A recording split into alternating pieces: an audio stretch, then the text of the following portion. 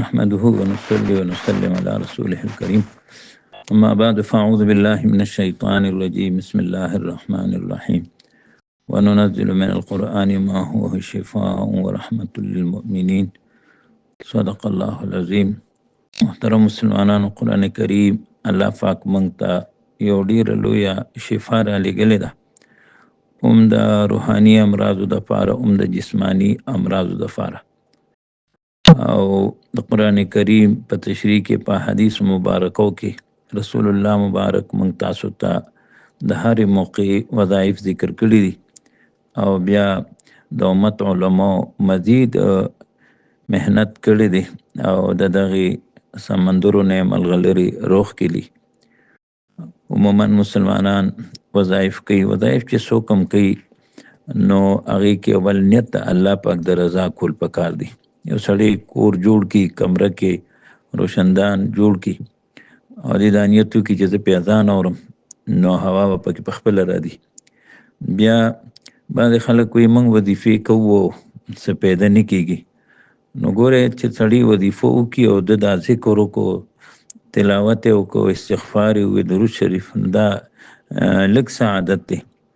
بیا د کوم شي دپاره کوم وظایف موږ کوو نو د وظایفو د پکار راتلو د هغې خپل شرایط دي. یو دا چې موږ وظیفه کوو یا دعا غواړو نو چې یقین سره موږ عمل کوو، او شک چې دی نو دا عمل ضایع کوي. دویم موږ کوم وظیفه کوو چې توجه سره کوو، کوم وظایف چې بې توجهۍ سره هغه ولوستلی شي نو هغه الفاظ په هوا کې ورک شي. او بل بعضې خلک حرام هم کوي او هغې وایي یاره څنګه کارونه نه کېږي نو چې د رزق حلال اهتمام وشي. او حرام غذا دا د عمل اثر ضایع کوي. ابراهیم ابن ادهم صاحب نه چا تپوس کوي اسم اعظم د الله پاک کوم یو نوم دی؟ هغې وفرمایل خپله نوړی حلاله که د الله پاک هر یو نوم هغه اسم اعظم دی. بل دا چې هر عمل د الله د رضا دپاره وي، د الله د راضي کولو دپاره وي، نو هغه کار به په خپله باندې جوړیږي. او بل دا چې د فرایضو اهتمام هغه پکار دی. کم خلک چې مونځ او نور فرایض نه ادا کوي نو د دې اعمال بې اثره وي. او د حرامو کارونو نه ځان ساتل پکار دي. کم چې شریعت حرام قرار کړي وي د هغې کولو سره روحانیت ته نقصان رسیږي. او بل دا بعضې خلک وظایف کوي خو ګوري نه چې دا لفظ او حرف ماټي کوي کو غلط وي، نو د وظایفو او د دعاګانو د الفاظو تصحیح د هغې اهتمام پکار دی. او کو الفاظ غلط ویلی شي نو بیا بعد وخت معنا کې ډېر لوی فرق راشي. او د طهارت او د پاکیزګۍ اهتمام وکړي شي، په خپل هم چې سړی پاکي، چې کپړې هم پاکي وي، خیالات هم پاک وي.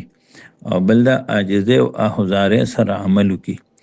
او دعا کې موږ هغه کارونه د الله پاک نه وغواړو یا وظایف د هغه کارونو دپاره وکړو چې هغه شرعاً هغه جایز وي او د هغې اجازت وي.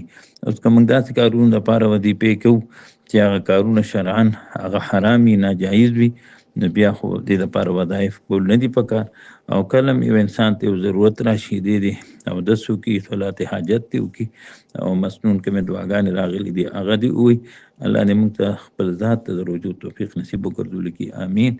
وصلی الله تبارک وتعالی علیه وعلی آله وصحبه اجمعین. آمین. السلام علیکم ورحمۃ اللہ وبرکاتہ.